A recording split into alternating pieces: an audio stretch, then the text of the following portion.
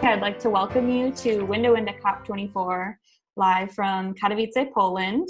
I want to thank you for joining us to get an inside look at this historic event and also hear from Climate Generation's delegate, Alexis Ludwig-Vogen from Best Buy.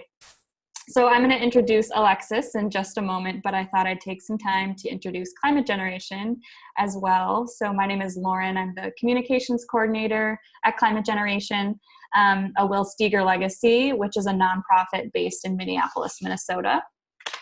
And just to give you an insight into our history, so we were founded by the polar explorer Will Steger in 2006. And his eyewitness to climate change is really what has fueled our work. He is a man that knows no limits, and we really infuse that into everything we do. And the feeling of the power of human determination, it's something that is in all of our programs and something that we know we need as we work on climate change together, both at COP24, in Minnesota, nationally, and beyond.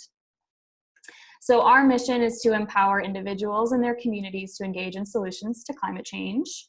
And we do this work with a couple of different audiences, so youth, educators, the public, and influentials, whether that means business leaders, policymakers, people like that in our communities. A lot of our work aims to engage people in climate literacy, so enhancing the knowledge they have about climate change science and how you talk about it. It's a multifaceted issue, and is engaging them in different types of action and levels of action that they can take in their own lives, in their communities, and at a bigger scale. And Climate Generation is an accredited organization, so we've been taking delegations to COPs since 2009, which was Copenhagen or COP15, and that was when we were known as the Will Steger Foundation, which is that picture up on the left there. And we took a delegation of Midwest youth leaders to represent really the urgency of acting on climate change and what the next generation is facing. And the next big delegation that we took was a couple years later in 2015 for COP21 in Paris, which is where the Paris Agreement was kind of birthed and organized.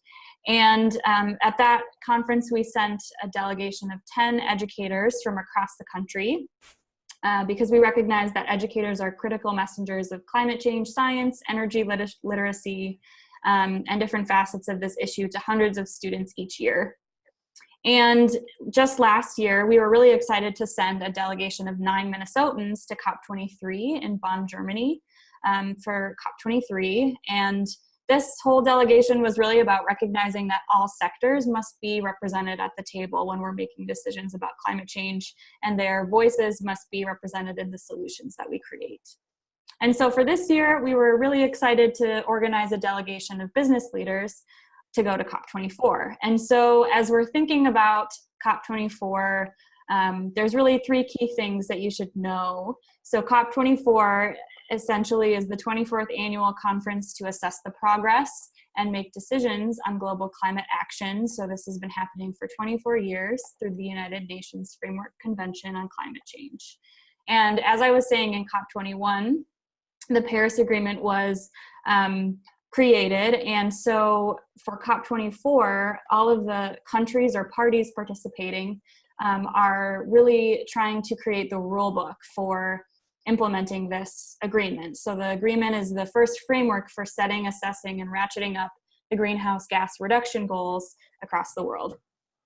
And many of you know that the Trump administration has promised to pull the United States out of the Paris Agreement, but that actually can't happen until 2020 in November, I think a couple of days after the next presidential election. So we're not completely out of the Paris Agreement yet, just to let you know. And so as we recognize that there's a lack of federal leadership happening here, we as Climate Generation recognize that businesses are key to continuing this United States commitment to our Paris Agreement pledge. And so the private sector is really providing strong leadership, and we're really proud of the Minnesota businesses that we've sent to represent this leadership. Minnesota, if you didn't know, is a member of the United States Climate Alliance, which is a group of 17 governors that have committed to uphold the Paris Agreement in their own states, as well as the We Are Still In initiative, And excitingly, I think it was just earlier last week, you may have heard our major utility, Xcel Energy, announced a commitment to 100% carbon-free energy by 2050. And so all of these initiatives are really just helping our state and our country continue our goals to the Paris Agreement. So as we think about COP24 as a whole, I like to quote Patricia Espinoza, who's the executive secretary of this big body that puts on COPs. She says, COP21 saw the birth of the agreement, and in Poland, or Paris 2.0, as many people are calling it, they're putting together the pieces, directions, and guidelines in order to make the framework really operate. So I'm really excited to now announce Alexis, who is one of our 4 Minnesota business leaders who we sent to COP24 in Katowice.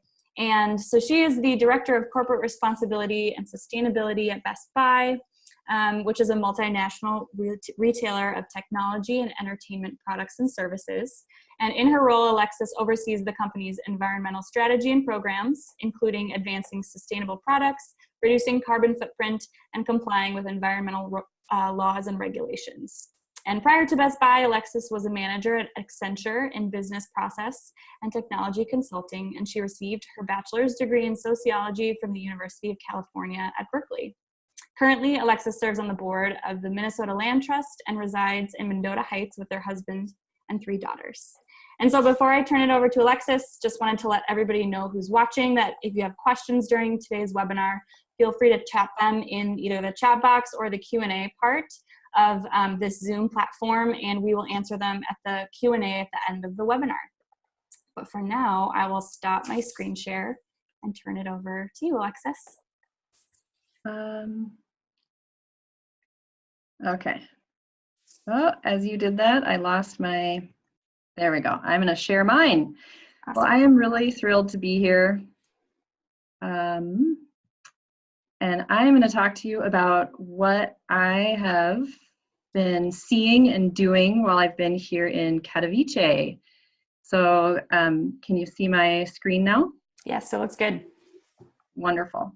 I feel blessed to be here, so lucky. I'm grateful to Climate Generation for bringing together this great delegation of 4 businesses. It's been really fun to get to know the other 3 delegates from Minnesota.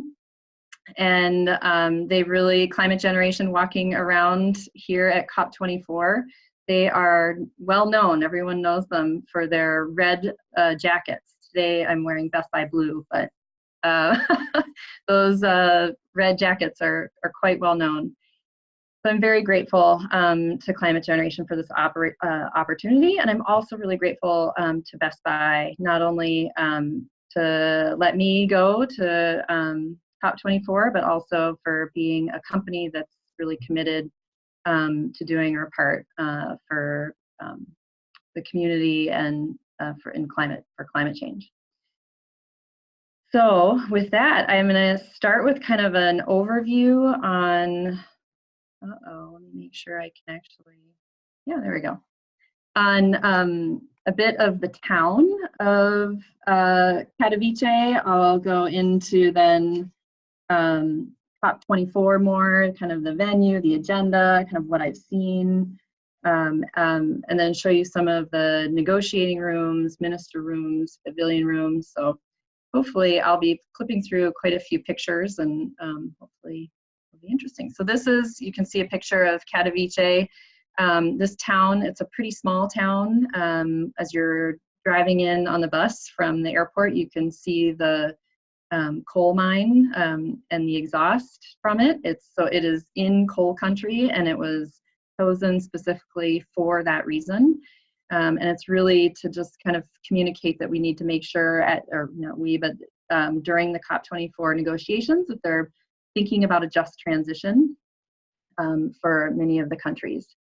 So, but I have to say, Katowice, they have just done an amazing job welcoming all of these visitors. I would say the town sparkles, as you can see from this picture.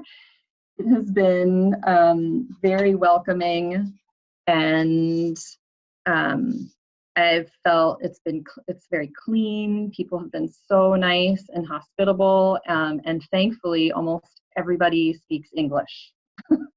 I have yet to really pick up any Polish. So this is a Christmas market that is actually very close to the COP24 venue. So I'm sure many, many people have been there.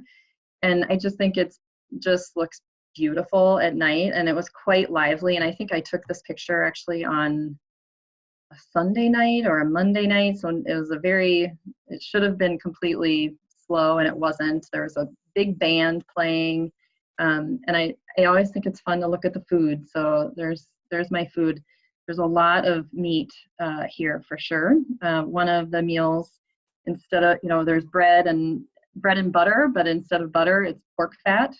And we've seen that a few times. So a few more pictures from the Christmas market. The gingerbreads and just the decorations. I feel like caramel apples have a universal appeal. And then this is up in the top left is the vodka that you can get. Just you walk up and pour yourself your own vodka, which I did not partake, I'm sorry to say. I know some of you will not be surprised, but will still be disappointed. So this is the COP24 venue. It's huge. So this is actually an official building. And it looks like it's nighttime here, but it's actually at about 4 in the afternoon, 4, maybe 5. It gets dark really early here. I think it's just on the far eastern part of the time zone. And this is just a bit of the outside. So you just kind of, as I was walking in, you just see all of these flags and you get a sense of how international this is. And especially when you see all the people that you can tell are from different countries, just different dress, different languages. It's pretty exciting, and it's just teeming with people. You can see here, this picture is, I went directly from the airplane. So I am amazed that I'm putting this picture on the screen, because this is after, I don't know, 20 hours of travel, but I went straight to the, get my badge, because the lines can be, I had heard, can be really long, and I wanted to get it at what I thought would be a slow time. And I ran into a fellow delegate, and then also a student from the Humphrey Institute getting his master's degree. So it was really exciting. Seen so many Minnesota people here, and I feel like more so than any other state. There's high school students, there's college students, there are master's students, there's businesses. It's been exciting to see. So as you walk in, there's these wonderful stairs, and it's a great greeting area with information, and it's this giant welcome to Poland.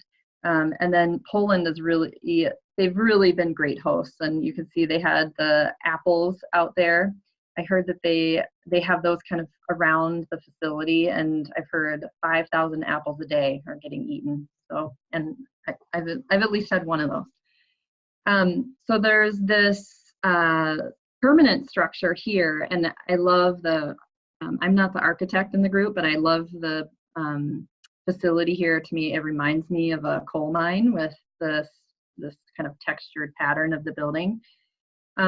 This is normal to see this many people. And down here, this is in a hallway, actually. It's still in the permanent building, but it shows you, like, there's so many people that you just have to, like, sit on the floor because there's no place to sit. All the seats are taken, and you just need to get your work done. So that you see this everywhere, of people just grabbing wherever they can to get their work done.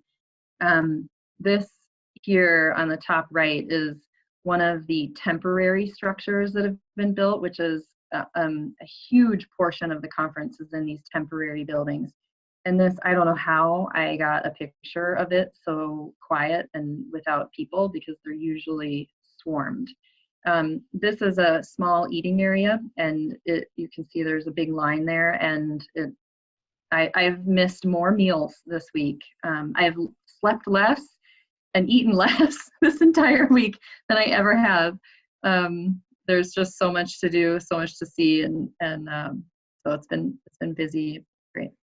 So I wanted to give, just because this is the way my brain works, I wanted to give a little bit, and you've already done a little bit of this, but a little bit of a history of the Conference of Parties, and just to give it a little bit of context, and I won't go through this in detail, but in 1992, that's when this kind of all started. So this whole climate change, carbon emissions, it didn't just start recently, it started way back then. And that was when they kind of created this UN Framework Convention on Climate Change. And then the first COP was actually in 1995, so Conference of Parties, COP. Then the Kyoto Protocol, and that's referred to quite a bit. And and it's now expired, but it's kind of part of the history, and things have built upon that.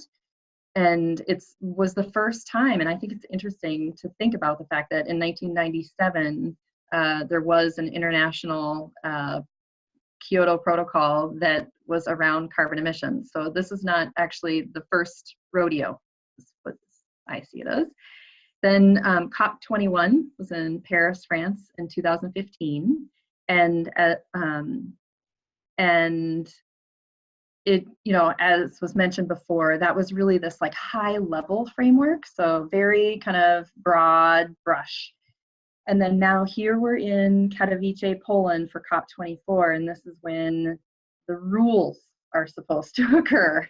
So it's the rule book. So it's all these technical parts, and it is, when I heard experienced kind of delegates talking about it, they were saying this is much more difficult, that they have been working on this for months, and that there's just this level of detail that no one person could actually know all of it. And so it's going to be a lot more difficult to get that knowledge transferred from the negotiators, who kind of are in the weeds, and then the high-level ministers who kind of do the political negotiation, I would say. So it's really seen as a very difficult task to do this over the next couple of weeks.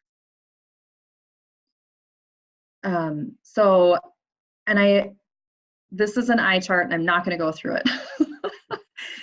But I would say that there's a tone and a feeling throughout the whole COP24, and it's in relation to the to kind of this feeling of pressure that this needs to be figured out, right? And it all is based on that the IPCC report that came out this fall. And WRI, World Resources Institute, they're a well-known NGO. They put together this summary, which I find really useful, and it's talking about kind of the difference between what happens at a 2 degree scenario and what happens at a 1.5 degree scenario. And it's a lot worse when you look through the details of this. And I think that this is, you can feel this in the discussion and in the dialogue in the conference. There's this feeling that countries really need to up their ambition, and that it's not just about countries. It's about countries, it's about cities, it's about the private sector, so businesses, and it's about individuals, that we all really, that this is sinking in, this report, and we all really need to start working on this and increase our ambition. So that kind of brings me to Best Buy, right? And really about why is Best Buy here? I think Best Buy as a company, we definitely have always been a company that wants to do, is committed to the good of the communities that we're in. And I'm really proud of the programs and kind of how that Best Buy has. And from an environmental perspective, we've had a pretty strong program for almost 10 years now. We have a goal to reduce our carbon emissions by 60% over our 2009 baseline, and a goal to get to carbon neutral by 2050. We also are working on a goal to help our customers reduce their carbon emissions during product use. So when you purchase a TV or a refrigerator or any other product from Best Buy, when you're using it at home, how much carbon emissions does that use? So we're working to help reduce that. And then we also have a goal to collect 2 billion pounds of electronics and appliances for recycling. And while that really speaks to waste, I guess, you know, the products that are at the end of their life, I heard a statement this week that we will not be able to reach our carbon goals unless we transition to a more circular economy. And all of the work that we do around the circular, including our recycling program, but also our trade-in program, our repair program, it fits into this ambition around the circular economy. So we've been kind of at this for a long time, and we are committed as a business to continue to reduce our carbon emissions for ourselves and also for our customers. And we're also committed to supporting the collective action around carbon emissions. So, which is why I am here. So I wanted to talk a little bit also about how this conference works, because it's a unique conference here, the COP24. And I was just explaining actually before this started that there's almost like 4 different conferences going on at once. You've got the high-level ministers. That's probably what you see on TV. It's that big room. It's very ceremonial. And that is actually where I was talking to somebody from the German delegation, and he told me no work gets done in there. And where he said that all the work gets done is in this middle tier of the delegations, and that includes the head of the delegation and the negotiators. And they are the ones that are kind of going through in detail all of the rules and regulations, and they're kind of in these smaller room meetings, working it all out. And then there's pavilions.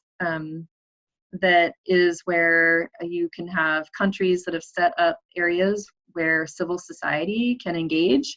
And there's also NGOs that will have pavilions as well. So I'm going to show you those 3 and just give you some examples so you have kind of a view of what it's like here at COP24. And then I'm missing one, which is really the 4th that I was talking about, which is there's events going on outside of COP24 officially. So there's events going on, you know, a mile away, and they're full day events. They're full of information. So you're so busy here trying to go figure out where to go and what to go to. There's so much to learn and so much to do and see. So the country pavilions. So these are beautiful. Like the countries put a lot of work into them, and Poland has an enormous pavilion, and I'm only capturing a portion of it in this. They have a whole section of meeting area that I did not capture. But what I found fascinating about the Poland pavilion, and I wanted to showcase them as the host country, is that they have these grates of coal. And it is actually coal, because you can touch it and then it's coal. And you know, they're showcasing how much their economy is right now dependent on coal. And they even here in this kind of quadrant here, that's actually jewelry made out of coal. So, and I think that's just fine. I think jewelry made out of coal could become a new trend. We just shouldn't burn it, right? That's where we get the carbon emissions. And then they also have this, this is actually a movie that's playing in the background, and then there's all of this like architectural wood around it. I don't think my picture does it justice. It's really showcasing their economy. There's a lot of timber here as well. You can tell as you're driving around, it's quite beautiful. So the China Pavilion is, you can see here, they're having a meeting. It's quite large. I enjoyed my time there. And then they have a, this woman was walking around, she was handing out these hand cut symbols, and they were made by the youth in China. And she gave this one to me, which was so nice. And I think it's supposed to mean luck. That's good. And many of the pavilions actually have little creative things like that they're doing on the side. I forgot to say Poland had free coffee in the mornings, and there are other pavilions that also had coffee. It was always a draw. And Turkey here, I thought they just had a beautiful pavilion, and they had an artist there as well. And she was just doing this really interesting artwork and handing away the sheets of paper for people who waited around for a very long time to get them. And Korea, I tried to take pictures of, with the exception of Turkey, I guess, and Poland, where countries where Best Buy does quite a bit of business. So where I focused to most of my time. So Korea had quite a number of events that they put on. And then they had quite detailed information too about their country's program around climate change. So these are really used as a way to kind of focus on, to really communicate to people what they're working on and how they're approaching reducing their carbon emissions. So here's Japan's pavilion. I am only capturing some of it as well. This guy on the bottom right, he was great. I actually have a video of it, but I thought that would be technically too much for this. But this little guy speaks. So it was wonderful to hear his speech on climate change. Then the delegations. This is a typical delegation room. This is one that's in the temporary building, and there's many over in the permanent buildings as well. But this is kind of where they said this is where the work gets done. And you can see that on the table there's the placards, and those are all countries. You can see Liberia was sitting here, Luxembourg, and then you'll have some IGOs like the World Bank and such that are at the table at times as well. And this was so surprising to me because it's country after country after country. And then in this one picture, I don't know if you can tell, but this placard says California. So California was, I think, the only it was the only, there's a word for it, not country. And so it was surprising. And this particular session is about, I can never remember the name of it. CC, clean, I'm looking, clean air. This is about clean air. It's actually about hydrofluorocarbons, HFCs, and black carbon. So those are high global, and a few others, high global warming potential gases. And there's a great opportunity to tackle those, and it'll make a dramatic and quick impact on overall global carbon emissions. So it is quite important. Okay, just making sure I'm clicking through on time. So then getting to the kind of minister level, this is in kind of that big room, and hopefully this is the room that you would see on television. And this was, I was kind of giddy when I got to go into this room. And it was so fun. My fellow delegate actually sat down in the United States chair and took this picture, and I thought it was so great. And I know he took this picture after his webcast, so I felt like I could share it. And then that's me over there. And of course I had to do some selfies while I was in there. And this is where they have big plenary meetings, and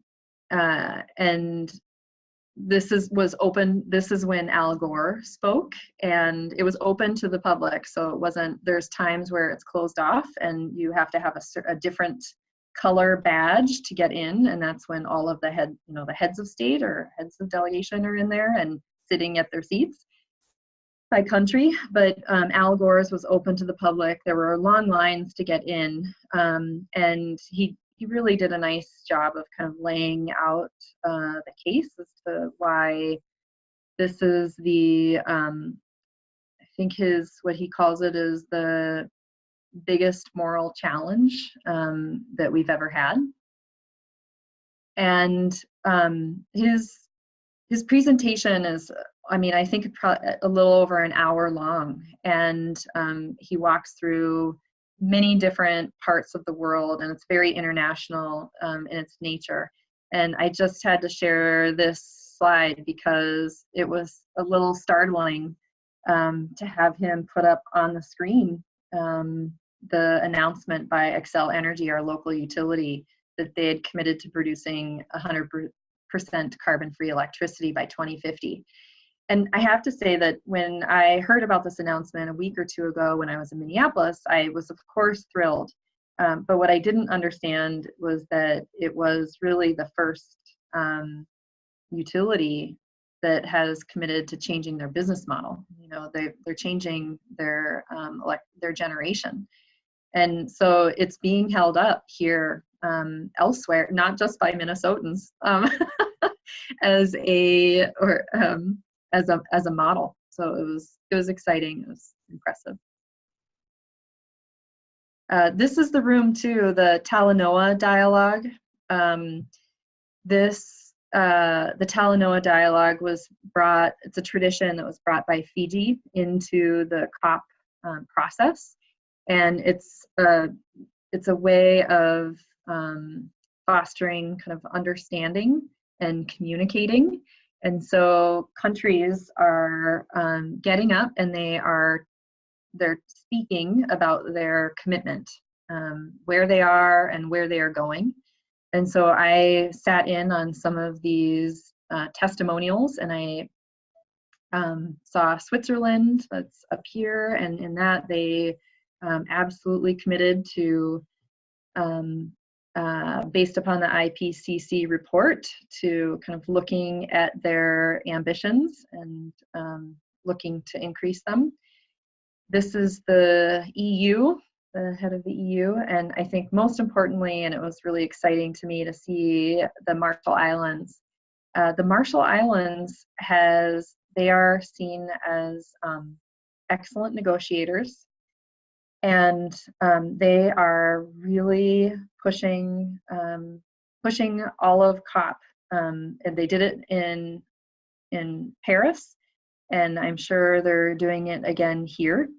And they are calling upon all of the nations to be more ambitious in their targets. So that's what I have. It has been an amazing experience. I just have a short day tomorrow left. I'm hoping to stick around as long as I can and hoping to see something get signed, sealed, and delivered tomorrow. But what I've heard is that they will be working late into the night. And I actually heard that the negotiators were pulling all-nighters early last week, which was unheard of. And it's just the nature of this COP and doing the rule book and how difficult it is. So we'll see. Let's hope for good news. Well, thanks so much, Alexis. That was amazing. Really awesome information for everybody who's watching. And so now we're going to move into the Q&A part of this webinar. And so I invite anybody to put your questions in the Q&A section or the chat section. Somebody, I can't see their full name, but they said, happy birthday. Is it your birthday today? It was yesterday. Okay, great. Well, happy birthday. Thank you. I guess to start off the Q&A, I'm really curious to have you speak a little bit more about the Sustainable Innovation Forum that you went to, which I guess was last weekend. But can you speak to kind of what the focus was and how that was connected to COP and what you experienced there? Yeah, the Sustainable Innovation Forum is one of those it's not within the COP pavilion area, or it's an affiliate event about a mile away. It's a 2-day event, and they brought in many businesses and walked through, there were a number of different sessions. The two that I really enjoyed was I sat in on 2 circular economy sessions there. I knew that I would be seeing a lot of carbon work over the week, so I chose to prioritize circular economy work while I was there. Some of the things that were great at the Sustainable Innovation Forum was they had they showcased a lot of innovative companies that had technologies or solutions that were, they weren't brand new in their business models, so they were kind of closer to ready to scale, which is where I get excited. So there were some great sessions about those new businesses. It was great. They had one where it's like a bubble maker that you actually put into the water, and the bubbles will go up into the river, and they push any plastic debris out of the water, and it gets filtered over to the side. That was pretty exciting. They had, I'm gonna be mad that I can't remember more examples, but it was a really interesting couple of days. I think some of the other delegates had included some of those examples in their blogs too. So for anyone who's watching, I encourage you to click through those and see all those innovative stuff that they presented on. So we also have a class watching, and they prepared a couple of questions. And so they were wondering, do you think large retailers are going in the right direction when it comes to reducing energy? Can you speak to that? Mm-hmm.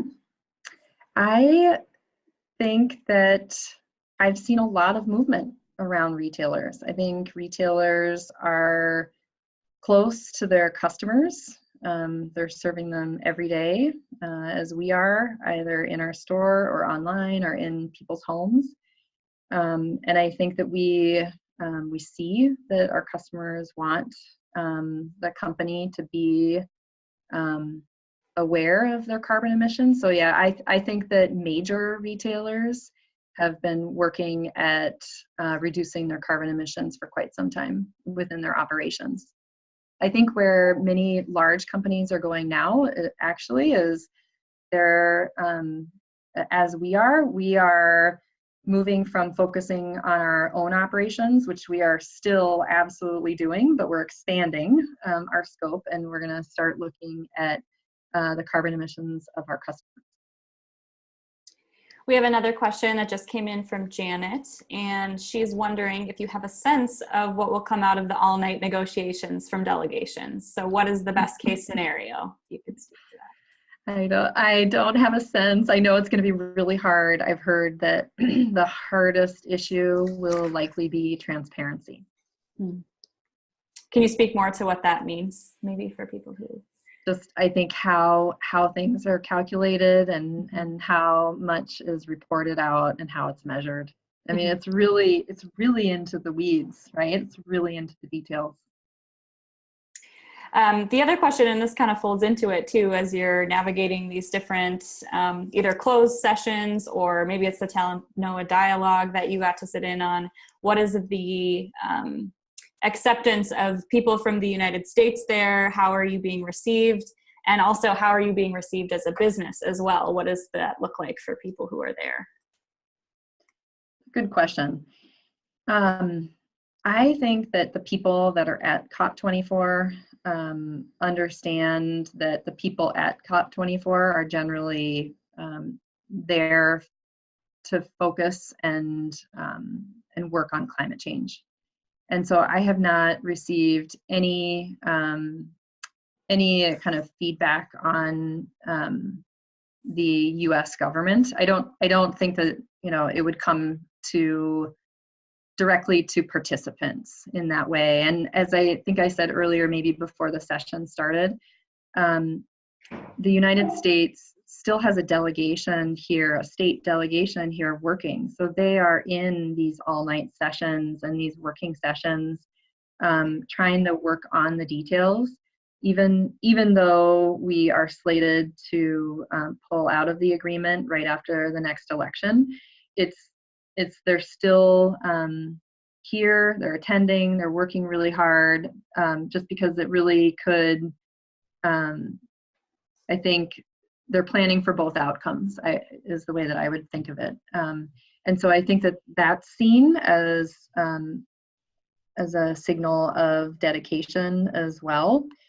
I have heard a little bit of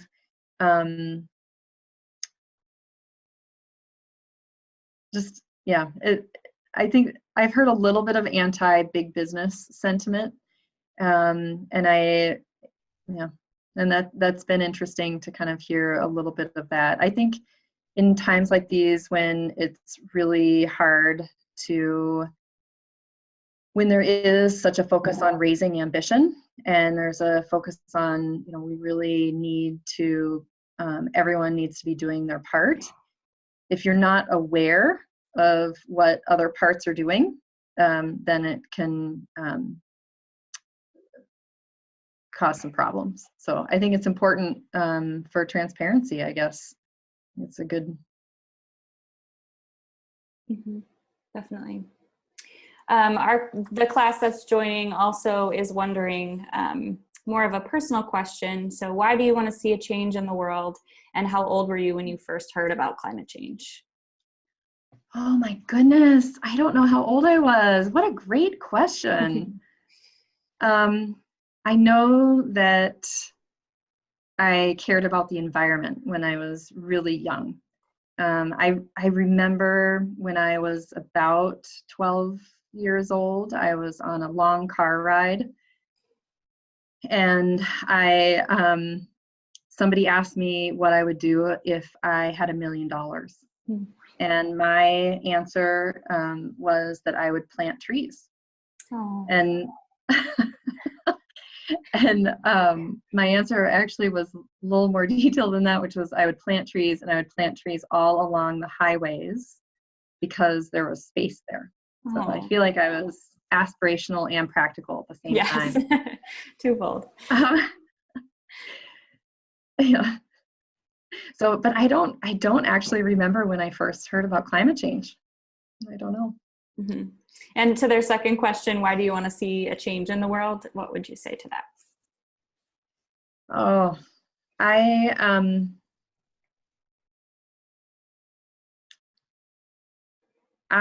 think that I care about people. So I've had a passion about the environment, as I said, for a long time, but I really care about people, and I think now climate change is really, it has been impacting people. It's impacted Best Buy employees. It's impacted our customers. It's impacting all parts of the world, and you hear more about that while you're here. And I think ultimately we have to work on solving climate change, because we have to do that for people. I think this leads perfectly into, let's call it the last question that we'll answer today. So Janet's also wondering, what makes you most hopeful coming out of these negotiations? I am hopeful. That I was a little depressing there. There are consequences, I think, that are becoming more and more clear. But where I'm hopeful is we have, I think, now the technology. I think that there's been some discussion and dialogue about how not enough has been done. And yes, I think I've been reflecting on this. Not enough has been done in terms of reducing emissions, but a lot has been done around innovation. And we are now just ready to start really deploying some of this technology at scale. So the Excel announcement is a great example of this, right? 5-10 years ago, there's no way that would have been possible. We didn't have the solar or the wind technology to really push it out at scale. And what gives me a tremendous amount of hope is all of the technology solutions that have been worked on over the last, 20 years to get us to this point, which I think is now about scaling that technology and hopefully seeing the results and those reductions within our carbon emissions. Definitely. So that gives me hope. Mm-hmm. But it's not an unknown what we have to do. I think some of those solutions are out there. Mm-hmm. Well, I think that is a perfect place to end it. And I'm going to close a little bit with some ways that people who are watching can continue to engage with us and continue that stream of hope as well, because that's really all about what we do here at Climate Generation is looking towards the future and the vision that we have. And so I encourage, there's only a couple of days left, but I encourage everybody to continue to follow our COP24 delegation as they're over there.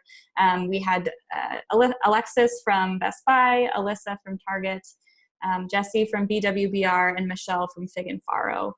All fantastic Minnesota business leaders. And you can find that information at climategen.org COP24, or also with the hashtag MNCOP24 as we've been following along on social media. And Alexis has been doing some fantastic live tweeting as well, which has been really helpful to bring it alive. And I also encourage everybody to save the date for our post COP24 panel, which Alexis will be joining us for, as well as definitely 2 of our other delegates and potentially a student as well. So we're looking forward to that. Hopefully we will celebrate.